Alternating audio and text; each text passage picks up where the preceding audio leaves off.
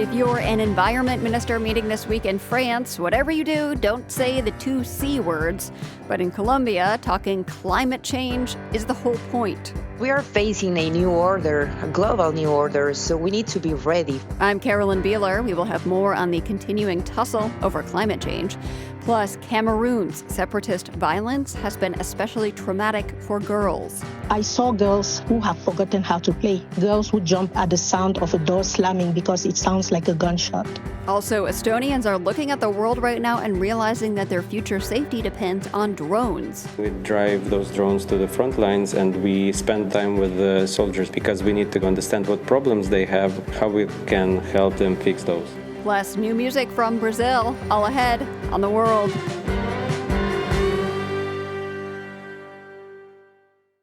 This is The World. I'm Carolyn Beeler. Appreciate you joining us on this Friday. So 7 environment ministers walk into a room. Stay with me here. 6 believe climate change is real. 1 works for a president who calls it fake news and doesn't want to talk about it. No, this is not the start of a bad climate-themed joke. It is the very real situation that ministers from the G7 group of nations faced at their meeting in Paris this week. Their solution? They are deliberately ignoring the words climate change. The World's Jerry Haddon starts us off today. Just last week, before a French Senate committee, Monique Barbu had no problem with the 2 C words. Le changement climatique et les pollutions. The Minister for Ecological Transition, Biodiversity, and International Negotiations on Climate was discussing climate change, specifically water, and how to keep it clean. Climate change is increasing, she said. We must act before it's too late. Presumably that's what Barbu really thinks. But on the eve of the G7 Environmental Summit in Paris, the host told reporters that being frank won't fly. Climate change, she said, would be off the agenda. Her ministry said they worry the U.S. would pull out if they bring it up, or even quit the G7 entirely. It is possible, given that President Trump has threatened to leave bigger institutions. We were very disappointed with NATO, because NATO has done absolutely nothing. And even the United Nations. Not only is the UN not solving the problems it should, too often, it's actually creating new problems for us to solve. Basically, all of the global institutions designed around cooperation and consensus. With climate change scrubbed from the G7 environmental meetup in Paris, a U.S. delegate did arrive, though she's not a diplomat. Asha Maria Turner was received by Minister Barbu in Paris. Turner is a former energy exec turned assistant administrator at the Environmental Protection Agency. At a Senate confirmation hearing last June, West Virginia Republican Senator Shelley Moore Capito asked Turner this. What are some of the international environmental agreements, conventions, or partnerships that you would expect to prioritize? It is the U.S. government's policy that it is the Department of State that sets international policy. That direction, of course, comes from the White House. The Trump White House has pulled the U.S. twice out of the Paris Climate Agreement. Trump's views on climate change are no secret. This is how he put it back in September when addressing the UN National Assembly in New York. He took particular aim at the transition from fossil fuels to green energy. It's the greatest con job ever perpetrated on the world, in my opinion. For many world leaders, then, it comes as no surprise that the U.S. is not sending a representative to another global conference taking place in Colombia. Over 50 countries are meeting for the first ever conference on transitioning away from fossil fuels. There, climate change will no doubt be talked about. For The World, I'm Jerry Haddon, Barcelona. That conference Jerry mentioned on moving away from fossil fuels started today. It is hosted by Colombia and the Netherlands, and it is separate from UN efforts to tackle the climate crisis. I think you might call this a coalition of the willing. That is environmental activist Bill McKibben, who's been reporting and writing about climate change for years. He gave us his take on what sets this meeting apart from the UN summits that happen every year. Those are known as COPs. The COP process has begun to just break down because first the U.S. is pulled out, and there's a bunch of other recalcitrant players, Russia, Saudi Arabia, people that just refuse to deal with the fact that we have to stop burning coal and gas and oil or we can't solve climate change. Hence this coalition of the willing, which is where we turn now. I spoke with Mexican lawmaker Laura Ballesteros, who was at that conference in Santa Marta, Colombia. We need to keep together. So as you mentioned, the COP conferences has been breaking down. They are not creating the results that the world are expecting. So this conference is important because of that, to build something new and absolutely something that can bring people and community together. So right now I'm here because I am part of this huge global network that are bringing together parliamentarians all over the world so we can fight from the congressional process and the parliaments. The parliament is also important, not just the executive governments. Right now, it's clearly that they are not in the side of the people and the future. And what is the specific goal of this conference? What's the tangible takeaway that you're hoping to see by the end of it next week? So I think two important components here in Santa Marta is to listen to the communities and their concerns and of course proposal, and in the other side to bring a document together with the proper next steps and keep it on track for the next COP conference. So this document that comes out of this conference will inform the COP process, that UN climate process. That is also what happens at these UN summits. There's a document at the end. Why would this be any different? Why would this actually move the needle toward transitioning away from fossil fuels? Is it because this is like a coalition of the willing instead of the whole world? What they are trying to do here is to create new phases of collaboration. I mean, if the new order are saying to us that the old organizations and the old conferences and the old spaces to get agreements are not working anymore, we need to create new ones. And Santa Marta is part of this new wave. About 85% of your country, Mexico's energy comes from fossil fuels. Yes. Your president, Claudia Sheinbaum, has advocated for a just transition away from fossil fuels. But the country is nowhere near on track to meet targets set out in the Paris Climate Agreement for cutting polluting emissions. What is standing in the way? So again, we need new ways to organize the people who are fighting against this. And as you mentioned also, I'm part of the opposition party. So we have a very important proposal on the table that it is to start the transition right now. The key word here is transition, and they need to put money where their mouth is. Mexico is a sovereign country, though. It can do whatever it wants with its energy sector. Why is a conference like this, where you hear from and learn from other countries, why is that helpful or necessary in an energy transition? Again, I will come back with a lot of new ideas, actions, and best calls to keep a better regulation. Right now, the government is working in a new fracking regulation. They are trying to create kind of a new frame to allow it. So part of the fight that we are trying to build here is how we can stop this from the Constitution. Right. So the Sheinbaum government is trying to, allow for shale-based natural gas production, fracking, as you say. Is that right? Yeah, they are creating from the government side a technical committee to investigate if it is possible to have sustainable fracking. The very name is so crazy to think about it, but we need also to keep all the evidence that the international community is working on to bring it on that table and also be part of the conversation. And what are your specific concerns about fracking coming to Mexico? Well, right now we have a lot of opposition in the community. I think it is not just a technical position that the government has to take care of. It is also a political and a social one. And the community that it is living on those specific territories right now are against that. They don't have any water right now. And we know that the fracking process involves a lot and tons of water to keep going on. And also they are trying to organize a lot of community assemblies to tell government that they are not in favor of this.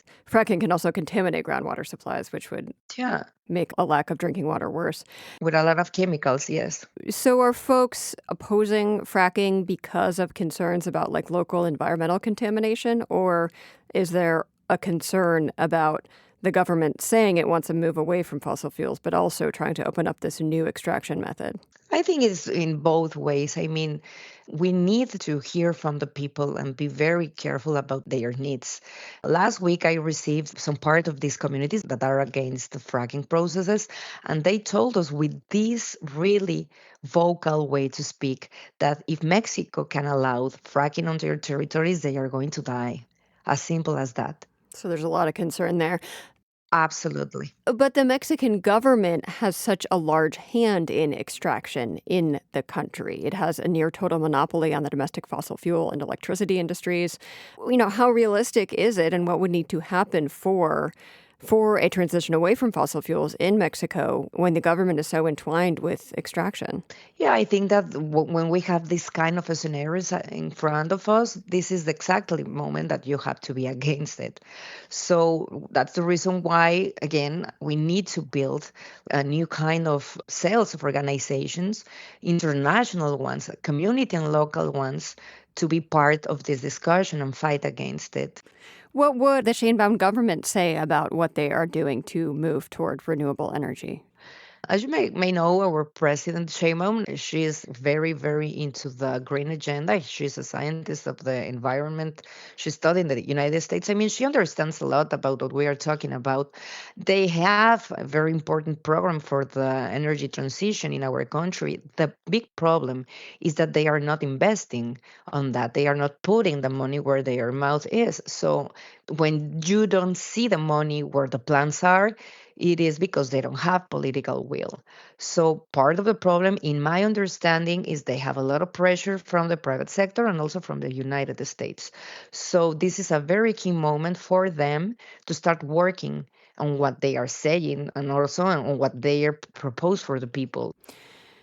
This conference has the same basic outline as a lot of other ones. Countries come together, talk about the need for action, sign a declaration, sit for group photos. Are you optimistic that something real, actual real change might come out of this? You know what? Since a lot of time ago, I am not very enthusiastic with these kind of conferences. As I said, the COP, they are just breaking down and they are not bringing into the table what they are expected to. But this specific conference, for me, it is important. And I know that for most of the people who are assisting, is because we can create new kind of networks here. And these parallel kind of organizations can bring into the table much more than the officials ones. So I think it's interesting to keep an eye on this and see what will happen. What can this conference not do for Mexico? What needs to happen and can only happen on home soil? In Mexico right now, we are building a very important network of parliamentarians, Mexican parliamentarians fighting against climate change. So I am very glad to say that right now we have people from all political parties working on that matter. And this is the first time. We have been trying to build this the last 10 years. And now it is the very first time that we are working together, not just the opposition parties, also the ones who are part of the government. So I really hope that I can bring into this national table these actions, these recommendations, these proposals, and see what we can do from there. Laura Ballesteros is a Mexican lawmaker. She spoke with us from the first conference on transitioning away from fossil fuels in Santa Marta, Colombia.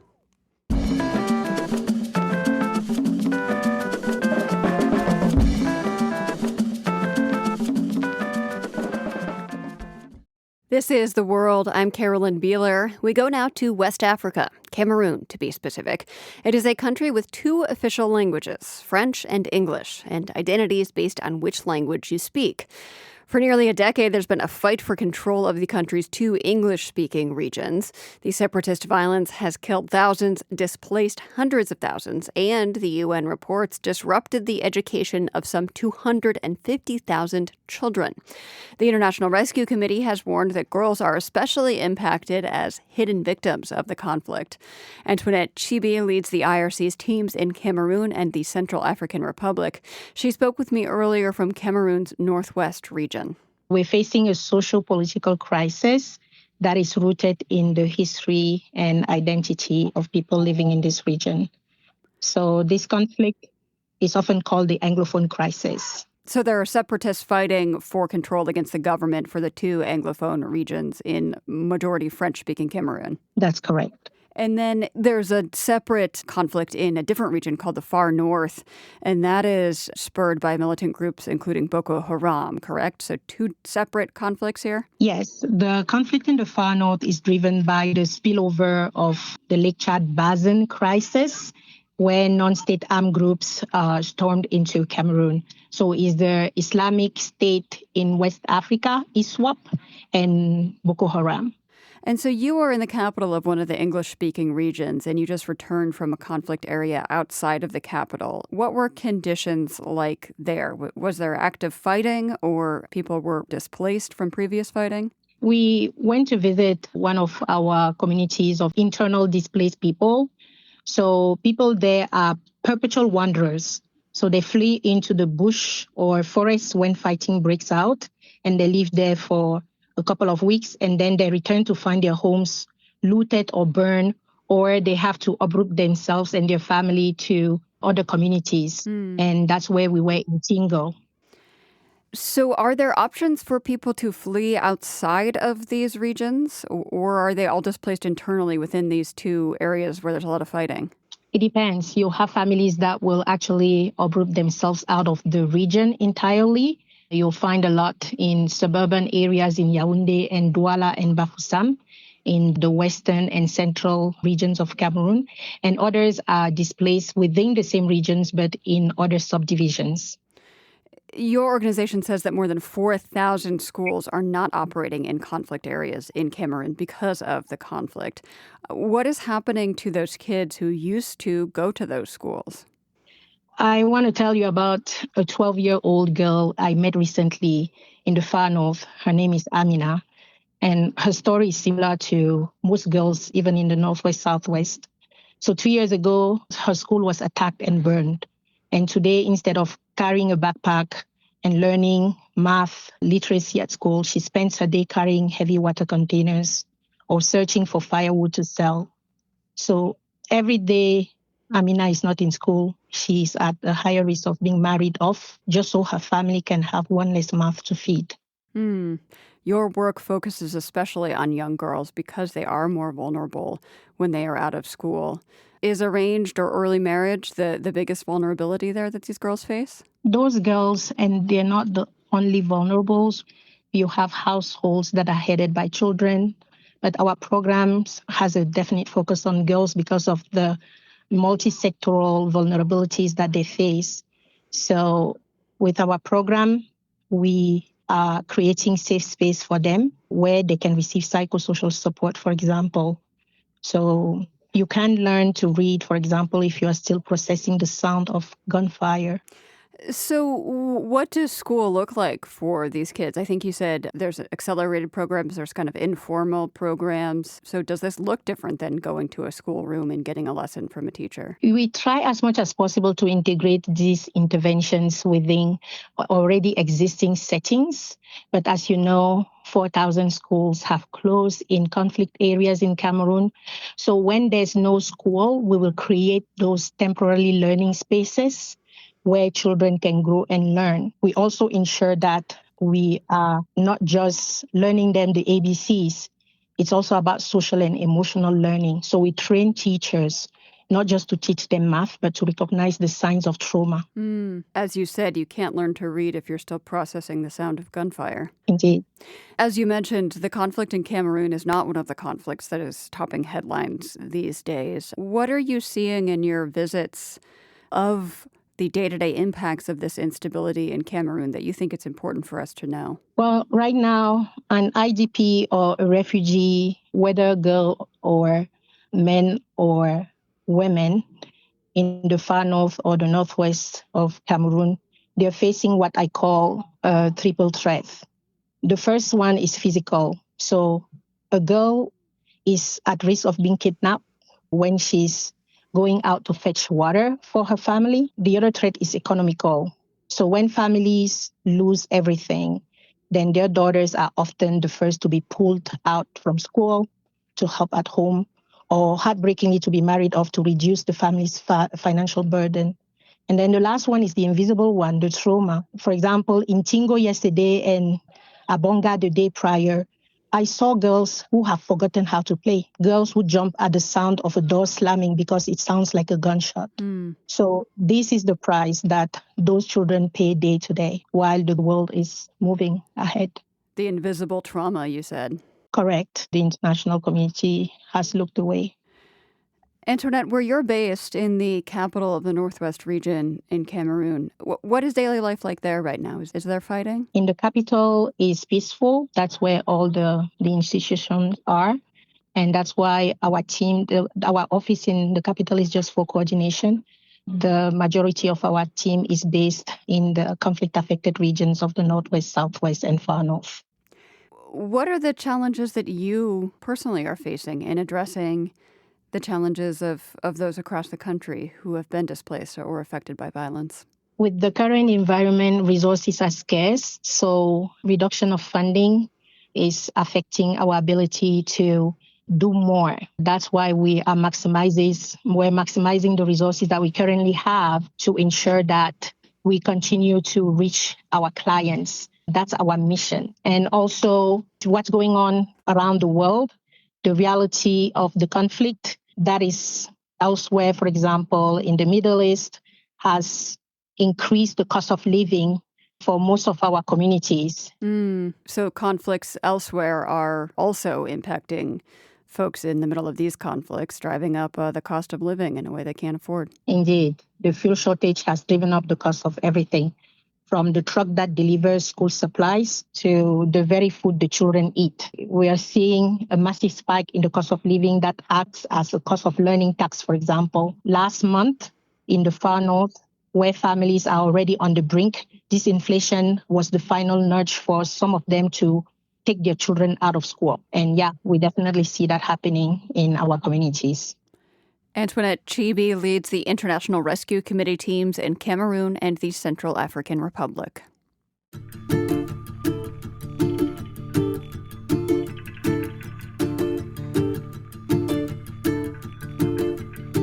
We've got weather news, music, and some betting market scamming coming your way. This is The World.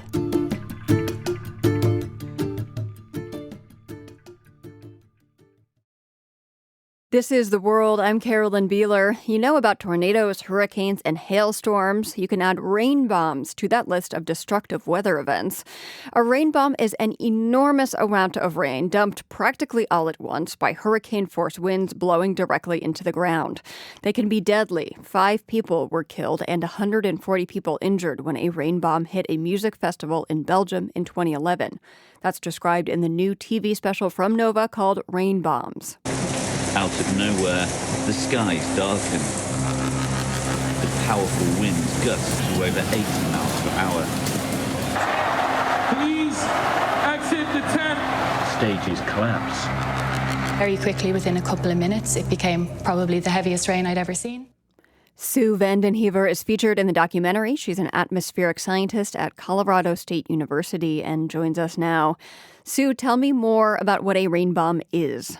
So a rain bomb, Carolyn, is a narrow region of hurricane-force winds that rush toward the surface, often taking with them enormous quantities of rain and hail. Once they reach the surface, they rush out along the ground, very close to the ground, again at close to hurricane-force strength winds. Very destructive phenomenon. And they are challenging toward people. They're dangerous for people. They bring down power lines. They bring down trees and so on. Have you ever been in one? Yes, multiple, actually. They're a very frightening thing to experience. Can you tell me more about what it feels like to experience one? Yes, they last actually for a very short time. But because the winds are so strong, it kicks up a lot of dust and or vegetation in and around you, so the visibility often drops off very quickly. If it is raining and hailing very hard, the visibility is bad anyway. So difficult to see, you feel under threat. Even in cars and in vehicles, it can be a frightening experience. How frequently do they happen? And is this the kind of thing that it happens in specific areas or all over the world? I wish we had an extensive database on the counts of these systems. We don't. We do, however, have localized regional counts of rain bombs, or what is often called in the literature microbursts. They are often more intense in some of the drier regions of the world, but you can certainly find them throughout the continental US, throughout Europe, throughout Africa, Asia, and so on. So they are a global phenomenon, and I wish we had better numbers or better global database of them. I actually had never heard of rain bombs before, and I'm curious if they're one of those things that is becoming more intense or more frequent because of climate change. Yeah, so that's a great question. Again, the research still needs to be done in and around this, but I can tell you that they are generated by evaporation and melting. This helps to make them much more stronger. We know that as climate changes, some areas of the world will become drier, some areas of the world will become more moist. There's a lot we still don't understand about them and how their numbers may change in future climates. So as you said, some areas will become drier, some areas will become hotter. The hotter areas will often become more wet. So is there a hypothesis about how climate change might impact these rain bombs? If the atmosphere is containing more moisture, storms can more effectively produce more hail and more rain. And so these systems, the storms that produce microbursts or rain bombs, they carry around tremendous amounts of hail, almost astounding amounts of hail, more than a megaton. That's 1,000,000 tons of hail, or 2 billion pounds, if you want to think about that, of hail. So if you can feed, or if nature feeds storms more moisture, and they become more effective hail and rain producers, those storms have to carry those around, and it sets up scenarios for them, to release much more rain, much more hail toward the surface. That said, drier regions are more effective evaporators and melters, and that also enhances the strength of these systems. So it sounds counterintuitively like they might get more intense in both Yes. areas, that it will get drier and wetter. Yeah, Karen, that's exactly right. I think both regions set up for stronger systems for different reasons. Yeah. I'm speaking with atmospheric scientist Sue Vandenhever about rain bombs. Sue, that rain bomb in Belgium that hit a music festival, it came in fast, something like only 20 minutes of warning. Is that common that they can appear with so little warning? Yes, Carolyn, unfortunately, this is what makes them so challenging, is that they move in very quickly. They are very intense systems that develop over orders of minutes, and they're actually quite small in spatial scale. So the one at the Pukkelpop Music Festival in Belgium, it was actually only about 100 meters wide. About as wide as a football field. That's exactly right. So our ability to forecast such narrow and intense systems using our forecasting models is still, it's still a very difficult problem for us to offer forecasts on that kind of system. So I understand that airplanes sometimes get caught in these rain bombs and end up crashing. You speak in this Nova documentary about when that happened to a plane taking off from an airport in Mexico in 2018. Can you tell me what happened there? Yeah, absolutely. So this flight was taking off in July. I think it was the 31st of July, 2018. It was flying from Durango International Airport in Mexico. It was on its way to Mexico City, and it flew right through a microburst or a rain bomb. And as a result, experienced very heavy rain as well as almost 180-degree switch in the wind direction. So why is that important to planes? When a plane takes off, it likes to take off into a headwind because the wind moving over the wing is what provides lift for the plane. So if the plane is flying into the wind, then there's lift under the wings, you're saying? That's exactly right. So that's what helps generate lift for the plane as it takes off. Well, as it flew, and this is typical of microbursts or rain bombs, they end up in producing a very rapid change in direction of the wind over a very short space of time. So Aeromexico was only about 30 feet up in the air when it flew through one of these microburst or rain bombs, and it had an almost 180-degree switch in the wind direction. Wow. So that changes it from a headwind to tailwind. The plane loses all of its lift, and if you're only 30 feet off the ground, you leave very little room for the pilot actually to do anything. And so Aeromexico actually didn't even make it clear the end of the runway. It actually crashed into the end of the runway. There were 103 people on board. Due to very rapid action of the crew, they got everybody off of the plane before it burst into flames. There were quite a lot of injuries and so on. This is a scary thing to hear about, especially as you just talked about how hard these things are to forecast. Are there good systems in place for flight authorities to predict when one of these is coming to prevent accidents like that? Yes, they are, and in fact, a lot of great instrumentation was developed in the U.S. There were a lot of aviation accidents in the 70s, 80s, and even the early 90s, and the federal government provided a lot of funding to look into these systems. And so, what's been installed at most of the major airports around the U.S.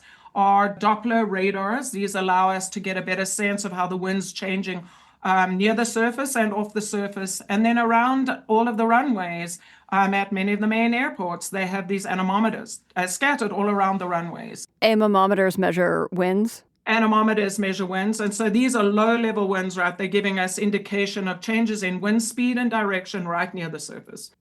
You mentioned U.S. airports implementing new systems to help forecast rain bombs. Are international airports using them too? Some international airports are. I would love to see them at more international airports. The airport that Aeromexico flew out of, they did not have these systems. Had they had these systems, that plane would never have been cleared to take off. So I would really like to see such systems being implemented around the world, wherever possible. And so I'm curious, you say there's been such great technological advancement to protect planes from these, but it's still very hard to forecast these more generally. Is that just because you're looking at conditions right now or in 5 minutes when you're talking to airplanes, whereas if I'm looking at a weather forecast, I might need to know something farther out? Yes, that's exactly right, Carolyn. The scales of them both in spatial scales, right? They're very small systems, and in temporal scales, they develop so quickly, makes them very challenging to forecast with our forecasting models. That said, our forecasting models are definitely getting better, and the more we learn about these systems, the better we can represent them in our forecasting models. So that is definitely improving. We have work to do, but it's definitely improving. Sue Vendenhever is an atmospheric scientist out of Colorado State University. She appears in the new Nova documentary Rain Bombs, which is streaming now on YouTube. Sue, thank you so much for this fascinating conversation. Carolyn, thanks so much for having me and for, being interested in rain bombs or microbursts.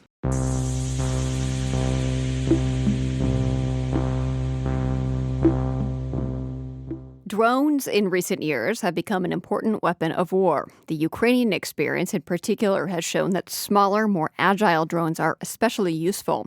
Across Europe, security tech startups are playing an increasingly significant role in developing and producing them. Inside Europe's Ben Batke was in Estonia's capital Tallinn to meet up with Ragnar Saas, an Estonian tech entrepreneur who has pivoted toward defense. It's just before dawn, somewhere on the outskirts of Tallinn.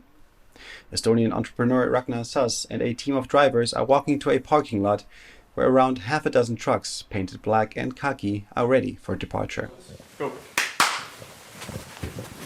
The donated and retrofitted vehicles bear slogans like "Ukraine defends everybody's freedom" and "Orcs must die."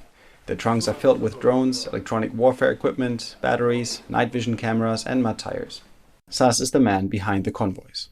A few weeks into the war, the successful tech entrepreneur and investor spontaneously bought a Toyota pickup truck after a Ukrainian soldier asked him for help when his car broke down near Kharkiv, the 49-year-old tells me. And I putting it out, and it somehow went in small scale viral. Some journalist called me. Some people said, how we can help you. Some said, how we can donate. Hey, I want to give my car. In the 3.5 years since, over 40 convoys consisting of almost 800 pickup trucks have delivered 17 million euros worth of tailor-made aid and military equipment, including over 2,300 drones, according to Saas, directly from Estonia to Ukrainian frontline units. Safe travels. Okay. Saas believes civil society-driven efforts like fundraisers, in combination with decentralized procurement, have been critical for Ukraine's survival, as they have allowed the military to adapt much quicker to the rapid evolution of the battlefield. Ukrainian brigades, for instance, can order drones and other weapons from 2 online marketplaces, using either privately raised or state money as they see fit. Oksana Ferchuk, Ukraine's Deputy Minister of Defense for Digital Transformation, explained the advantages of decentralized procurement at the Tallinn Digital Summit last month. The technology on the front line is changing every 2-3 weeks. You just cannot afford it because the products you are buying, if you deliver in within a year, you will not have a military unit to supply to. The supply time now we see is 10 days. One of the ways Estonia is reacting to this trend is by embedding civilian technology officers with domestic battalions to not only identify and solve problems based on troop needs, but also to have a procurement budget for experiments. Among the more than 50 volunteers, including 5 women, driving the trucks to Kyiv this morning is Denis, the Ukrainian founder of a charity, Social Drone, that builds drones for his country's armed forces. Our volunteers make drones and then we process them, we repair, we test them, and then we drive those drones to the front lines and we spend time with the soldiers because we need to understand what problems they have, how we can help them fix those. Before the full-scale invasion, Denis was a software developer in Kyiv and a hobby drone pilot. Feeling compelled to help the war effort, he switched from writing code to tinkering with drones full-time. Since then, according to Denis, Social Drone has delivered more than 55,000 drones to the military in addition to publishing video tutorials teaching volunteers how to build the drones. Заходимо в мотор-тест, натискаємо тест, мотор A. Крутиться правий верхній. But Denis fears that red tape is hampering the adoption of this kind of DIY approach elsewhere in Europe. I've spoken to many people from Europe who said that it's so difficult for them to innovate, especially because of the laws on flying drones. Europe countries should make it easier for regular people to just go out, fly, test drones, and not have to make like 10 papers with 50 stamps. Another transferable lesson from Ukraine is that military strength isn't the only prerequisite to withstand and counter Russian aggression. In recent months and years, experts have increasingly pointed to societal resilience as another critical factor. They argue that EU countries need to invest much more in robust democratic institutions, psychological defense, and civil preparedness. Social Drone founder Denis says a total defense approach requires readiness on all levels. It's everyone's job. On individual level, each person should understand that they will have to play a role. The state should be saying the truth that if something happens, you would have to also take part in defense. Because if enemy forces come to your town and there is no way to escape, there is no way around fighting or just dying like it was in Bucha or Irpin. Convoy organizer Ragnar Sass remembers the Bucha massacre, where Russian forces tortured and killed hundreds of civilians in March 2022 with absolute horror. The war is here, the war is in Europe, it's just Ukraine losing the best people at the moment.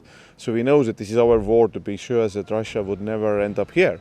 We cannot just, say, oh, we are tired. These people in the front lines, they cannot be tired. They have lost the best friends, the best comrades and so on. So there's no chance. We have to help Ukraine win. So this war will end. The war can only end when Ukraine wins. Ben Batke reporting from Tallinn for DW. His story came to us from the podcast Inside Europe.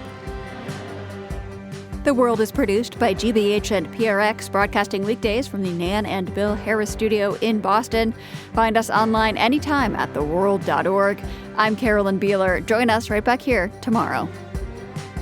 The World is supported by the Carnegie Corporation of New York, working to reduce political polarization through philanthropic support for education, democracy, and peace. More information at carnegie.org. By the Lumina Foundation, committed to a fair, universal system for learning beyond high school that offers every American the chance for a better life. LuminaFoundation.org. By the PRX Ambassador Council, whose members include Renee Vacchio-Albi, Roman Mars, the Kelson Foundation, and the Ken and Lucy Lehman family. The World's theme music is composed by Ned Porter.